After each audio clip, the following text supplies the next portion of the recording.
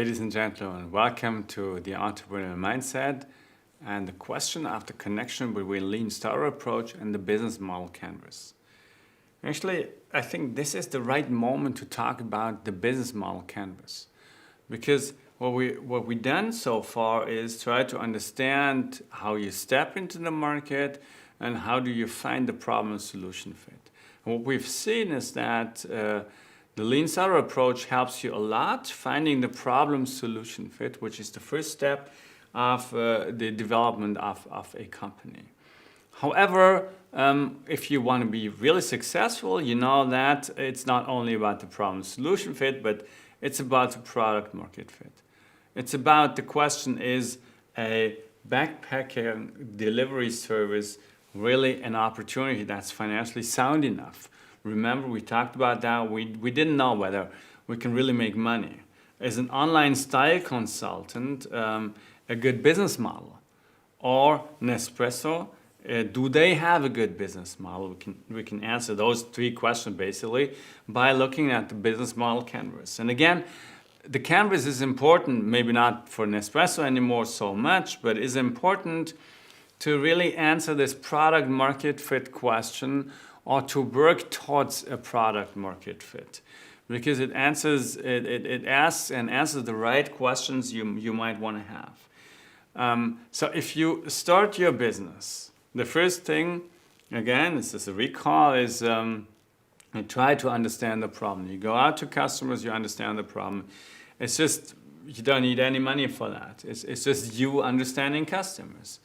Whenever you were able to define the problem, you start with the first solution. And we extensively talked about the Lean Startup approach in order to say, okay, which is the first hypothesis you need in order to reduce the biggest uncertainty, which is the MVP based on that, and how can you measure in the right way that you really add to your learning by doing it that way.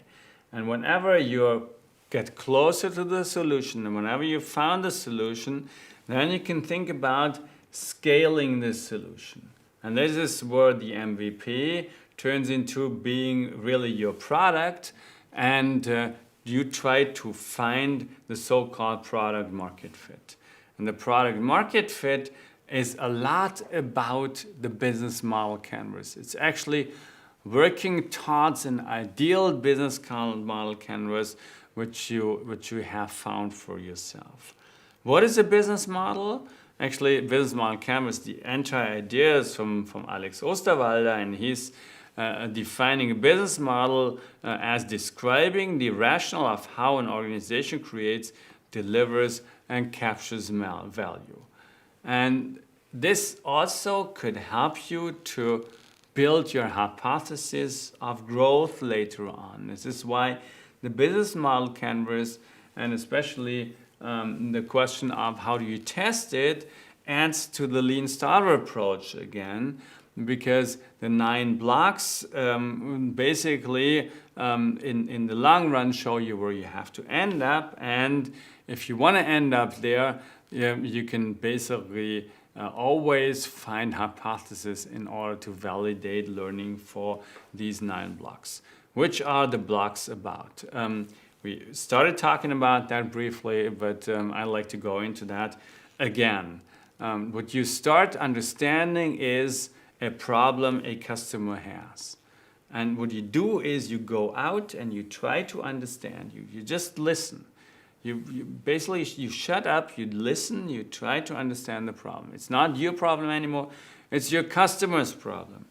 And then by finding a solution, you try to add value for that customer segment, and this is the problem solution fit.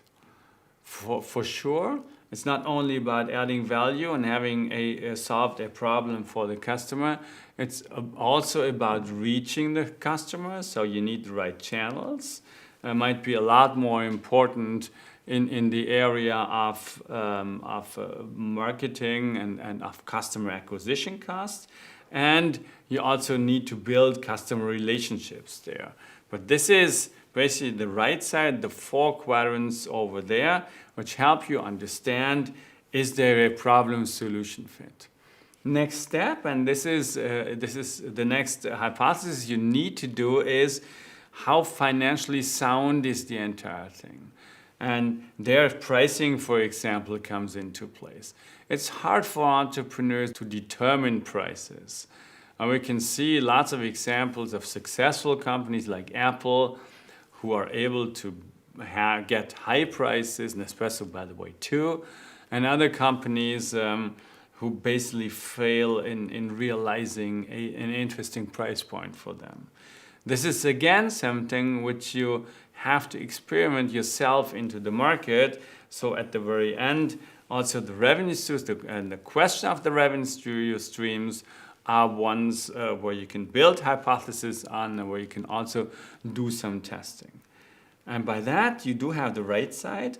Now you try to understand, are you able to deliver the value to these specific customers? What are the resources, not only the resources in terms of resource-based view, but what are the key resources you need to bring over? And defining the key resources also means you have key activities, and if you are not able to all build them by yourself, you might have key partners who deliver that kind of value to the customer. And by looking at the left side, you also do understand what your cost structure will be, and then there needs to be a balance between cost and revenues in order to still make that financially sound. And you can also build hypotheses on the left side. So the business model canvas fits in at that moment in an ideal way because it helps you, especially in Eric Ries's concept of building the hypothesis of growth. They might all come out of the business model canvas, but out of the ideal canvas, which you might want to achieve in a couple of years. And by that, we can also go through the backpacking delivery service and can try to understand the segments here. I don't want to go too much into detail here, but we already said that the cost structure just does not fit to a product market fit. So you can never realize the best way in the cost structure. So this is why this idea has to fail. The online style consultant, that was really an interesting story, because in the online style consultant, you had a clear problem statement. You were able to see that in the street. You have a good solution for that, and the question was whether people were willing to pay. And the only way to find out is really like giving that a try. Go into market, and whatever we can see is at least the upper part of the business model canvas is really very positive for that, and now they have to get the lower part, cost structure versus revenue streams, really into place in order to survive. Last but not least, Nespresso, and we all know Nespresso is making a lot of money. They do not only have a good idea of the upper part, but also of the entire business model canvas. So revenues versus cost structure works out in an ideal way. So from that perspective, we can answer all the questions here in a positive way. So we can say the 9 boxes in the business model canvas basically provide a good overview. And no matter which industry, they have to fit together. However, they answer you some questions. But the most important thing is they open up questions you can build a hypothesis on.